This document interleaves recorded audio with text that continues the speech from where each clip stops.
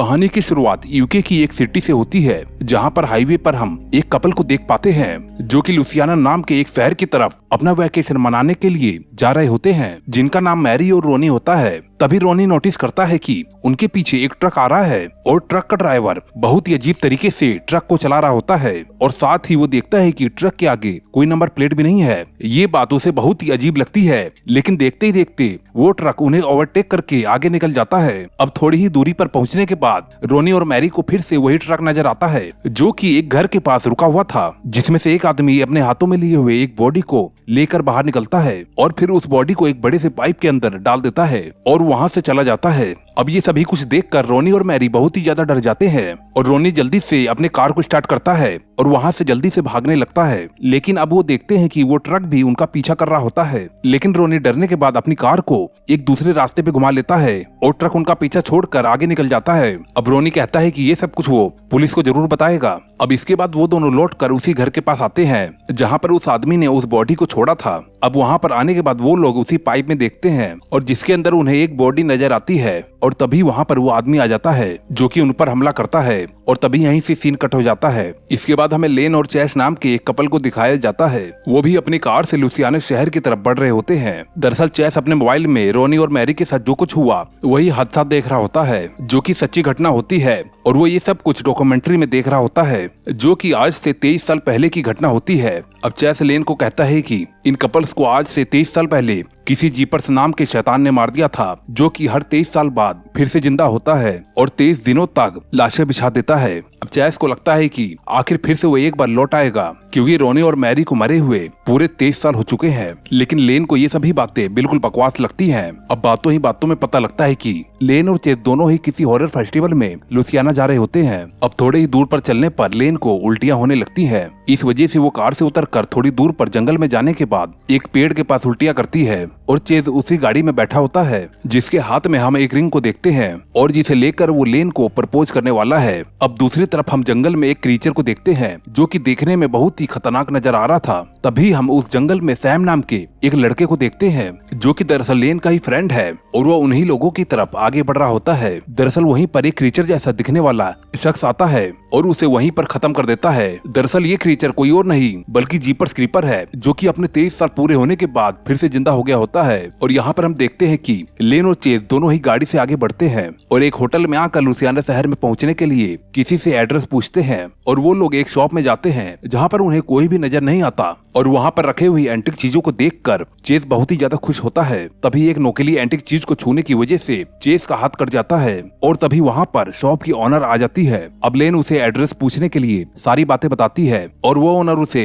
एक एंटिक पुराना मैप देती है। अब जिस दौरान लेन उस महिला से मैप ले रही होती है तभी लेन का हाथ उस महिला के हाथों से टच हो जाता है और इसके बाद लेन को एक विजन आता है और जिसमें उसे कोई रिचुअल परफॉर्म करता हुआ नजर आता है और ये बात उसे बहुत ही ज्यादा अजीब लगती है। और इसके बाद लेन और चेज वहाँ से अपनी कार को लेकर लुसियाना शहर पहुँच जाते हैं जहाँ पर वो लोग एक होटल में ठहरते हैं। होटल पहुँचने के बाद लेन सैम को कॉल लगाती है और सैम उसका कॉल रिसीव नहीं करता क्योंकि वो तो मारा जा चुका है। इसके बाद वो लोग फेस्टिवल में जाने के लिए तैयार होते हैं और हम इस दौरान देख सकते हैं कि लेन प्रेगनेंसी टेस्ट कर रही होती है और उसे पता चलता है कि वो प्रेग्नेंट है और उसी समय ही उसे उसी प्रकार के विजन आने लगते हैं और वो बुरी तरीके से डर जाती है और तभी वहाँ पर चेज आके उसे संभालता है। अब इसके बाद लेन और चेज हॉरर फेस्टिवल में पहुंच जाते हैं। वहीं एक और हम जीपर्स क्रीपर्स को देखते हैं जो कि उसी फेस्टिवल की तरफ बढ़ रहा होता है। अब वहीं हम उसी फेस्टिवल में एक आदमी को देखते हैं जो कि भागते हुए उसी फेस्टिवल में आ रहा होता है जिसके शरीर में एक लोहे का हथियार घुसा हुआ है और उसे देखकर वहाँ पर मौजूद सारे लोग बहुत ही बुरी तरीके से डर जाते हैं। लेकिन थोड़ी देर बाद वही आदमी उड़ जाता है और सभी को बताता है कि वो सबके साथ मजाक कर रहा है। अब अगले सीन में हम उसी आदमी को जंगल में देखते हैं जो कि सिगरेट पीने के लिए गया होता है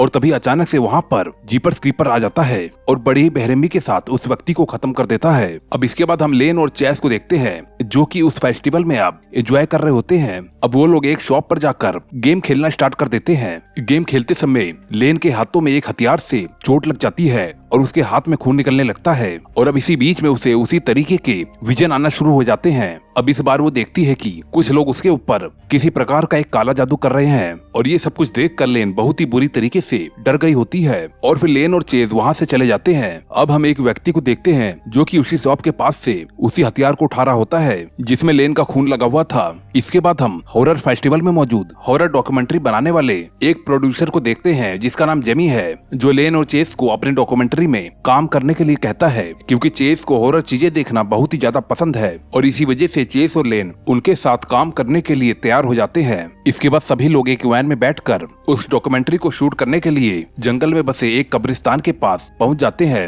अब उसी टीम में मौजूद कैरी नाम की एक लड़की के साथ चेस फ्लर्ट करने लगता है। अब ये देख कर लेन को उसके ऊपर बहुत ही ज्यादा गुस्सा आता है और वो नाराज होकर कब्रिस्तान के अंदर चली जाती है, जिसे देखकर चेस भी उसके पीछे चला जाता है क्योंकि चेस उसे मनाना चाहता था। वहीं दूसरी तरफ हम कैमरामैन को देखते हैं जो कि उस कब्रिस्तान में एक आदमी को देखता है और वो कैमरामैन उसके पीछे पीछे जाने लगता है, लेकिन तभी वहाँ पर अचानक ही एक पक्षी के आने पर वो कैमरामैन बहुत ही बुरी तरीके से डर जाता है और तभी हम उसके पीछे से उसी क्रीपर को देखते हैं जो कि कैमरामैन के पास आकर उसे बहुत ही बुरी तरीके से खत्म कर देता है। और यहीं पर हम चेस को देखते हैं जो कि अपनी रिंग को निकाल कर लेन को प्रपोज कर रहा होता है और तभी वहाँ पर उड़ता हुआ क्रीपर आ जाता है और लेन को अपने साथ उड़ाकर ले जाता है और चेस कुछ भी नहीं कर पाता, जो कि देखता ही रह जाता है। अब दूसरी तरफ हम उन्हीं टीम मेंबर को देखते हैं जो कि कैमरामैन को ढूंढते हुए आगे की तरफ बढ़ रहे होते हैं और तभी रास्ते में उन्हें कैमरामैन का कैमरा मिलता है जिस पर खून लगा हुआ है, जिन्हें देखकर उन मेंबर्स को लगता है कि शायद ये किसी जंगली जानवर का काम है। और तभी भागता हुआ वहाँ पर चेज आता है और बताता है कि यहाँ पर कोई क्रीचर मौजूद है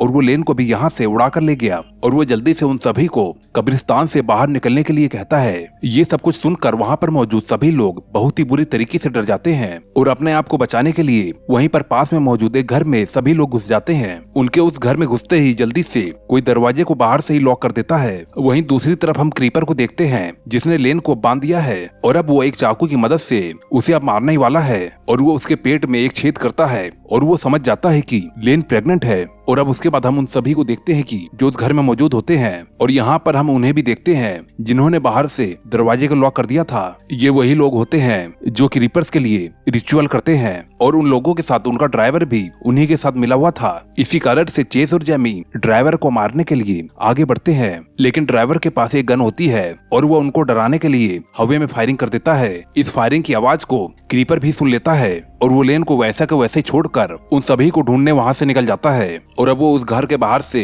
दरवाजे को जोर जोर से पीटने लगता है और जिसके बाद वहाँ पर मौजूद सभी लोग बहुत ही बुरी तरीके से डर जाते हैं और क्रीपर से बचने के लिए उस घर के ऊपर वाली मंजिल पर भागने लगते हैं। अब ऊपर वाले रूम में पहुंचने के बाद किरी नाम के एक लड़के के हाथों पर छत से खून टपकने लगता है। अब लाइट ऑन करने पर उन सभी को पता लगता है कि वहाँ पर एक बॉडी लटक रही थी और ये बॉडी किसी और की नहीं बल्कि सैम की ही थी और जिसे क्रीपर ने जंगल में मार कर खत्म कर दिया था और उस बॉडी को यहाँ पर लटका दिया। और तभी वहाँ पर खिड़की तोड़कर क्रीपर उन लोगों को मारने के लिए पहुंच जाता है। अब ड्राइवर अपने गन से क्रीपर को मारने की कोशिश करता है, लेकिन इसका असर उस पर बिल्कुल भी नहीं दिखता। अब ये देखकर सभी लोग वहाँ से भाग जाते हैं। अब हम क्रीपर को देखते हैं जो कि सैम की लटकी हुई बॉडी को उतार कर बड़े ही चाव से खाने लगता है। इसके बाद हम लेन को देखते हैं जो कि पास ही पड़े हुए चाकू की मदद से अपनी रस्सियां खोल लेती है और आजाद हो जाती है और अब वो चेज और अपने साथियों को आवाज देकर मदद मांगती है, लेकिन उसकी आवाज किसी तक नहीं पहुंचती है और वो परेशान होकर पास ही के खिड़की से भागने की कोशिश करती है। अब हम इसके बाद कैरी नाम के एक लड़की को देखते हैं जो कि अपने साथियों से भागते हुए बिछड़ गई है, जो कि पास के ही एक रूम में आकर छिप जाती है। तभी क्रीपर दीवार में छेद करके उसे अपने हाथों से पकड़ लेता है और खत्म करने की कोशिश करता है, लेकिन कैरी किसी तरीके से अपनी जान बचाकर वहाँ से भाग जाती है और वो अपने दोस्तों के पास पहुँचती है। तभी उन सभी को उसी रूम के छत के ऊपर से किसी के पैरों की आवाज आती है और तभी छत पूरी तरीके से टूट जाती है और वहाँ से लेन नीचे गिरती है जो कि पूरी तरीके से ठीक थी, जिसे देखकर चेज बहुत ही ज्यादा खुश होता है और लेन उन सभी को कहती है कि वो सभी लोग ऊपर वाले रूम में बिल्कुल सुरक्षित रहेंगे और उसकी बात मानकर सभी लोग ऊपर वाले रूम की तरफ आगे बढ़ते हैं, जहाँ पर रूम में लगे हुए एक ट्रैप में जिमी का पैर फंस जाता है, जिसे वो लोग निकालने की कोशिश करते हैं और उस रूम में रखे हुए टेलीफोन से चेज पुलिस को फोन लगा देता है और वो पुलिस को सभी बातें बताता है। तभी तभी वहाँ पर क्रीपर अपने हाथों में कुल्हाड़ी लिए हुए आ जाता है और कैरी नाम की लड़की को उनके ही दोस्तों के सामने उसे पकड़ कर ले जाता है। अब ये सब कुछ देखकर उनके बीच अफरा तफरी मच जाती है और वो सभी लोग भागकर एक दूसरे रूम में आ जाते हैं जहाँ पर लेन को वही काले जादू करने वाली चीजें नजर आती हैं। तभी चेस दरवाजे से बाहर देखता है और उसे वही क्रीपर नजर आता है और वो जोर जोर से चिल्लाने लगता है, जिसे सुनकर वहाँ पर सभी मौजूद लोग डर जाते हैं। इसके बाद हम क्रीपर को देखते हैं जो कि कैरी को वहाँ से घसीट कर ले जाता है और दूसरे रूम में उसे ले जाकर उसके दिमाग को निकाल कर खाने लगता है। इसके बाद लेन बुरी तरीके से डर जाती है, जिसके बाद वहाँ पर मौजूद सारे लोग क्रीपर को अपने जाल में फंसाने के लिए तैयार हो जाते हैं और वो लोग एक प्लान बनाते हैं। तभी उस रूम के छत से खून गिरने लगता है जो कि रूम में बने एक सीक्रेट बेसमेंट में जाकर गिरता है और जहाँ पर उन सभी को वहाँ पर बहुत ही सारी बॉडी नजर आती है जिसे क्रीपर ने उसके साथियों के साथ मिलकर खत्म कर दिया था। अब इसके बाद हम लेन को देखते हैं जो कि उसी घर के हॉल में खड़ी होती है। इधर जेमी और वो ड्राइवर क्रीपर को नीचे लाने के लिए उसके पास जाते हैं, लेकिन उन दोनों को उस रूम में क्रीपर कहीं पर भी नजर नहीं आता। लेकिन तभी हम देखते हैं कि क्रीपर अचानक से उनके पीछे छुपा हुआ था और उनके ऊपर हमला कर देता है। इसके बाद क्रीपर अपने पास में ही पड़ी हुई कुल्हाड़ी से जेमी को बहुत ही बुरी तरीके से घायल कर देता है, लेकिन ड्राइवर किसी तरीके से क्रीपर को घायल करके वहाँ से भाग जाता है। अब ये देखकर क्रीपर को बहुत ही ज्यादा गुस्सा आता है और उसे खत्म करने के लिए उसके पीछे भागने लगता है, लेकिन नीचे आने पर उसे लेन नजर आती है और वो उसकी तरफ बढ़ने लगता है। अब लेन पीछे हटती है और अपने पास रखे हुए चाकू को उसे दे देती है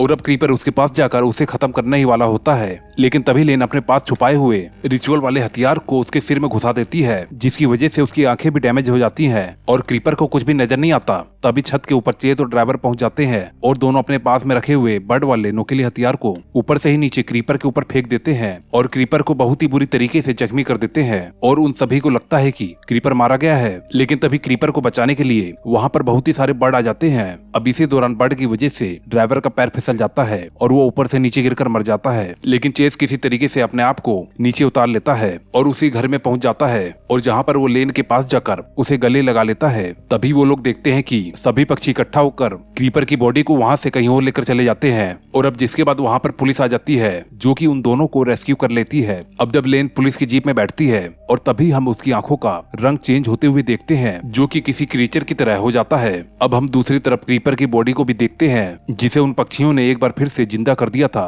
इसका मतलब यह है कि क्रीपर अभी तक मरा नहीं है और इसी सीन के साथ इस कहानी की एंडिंग हो जाती है।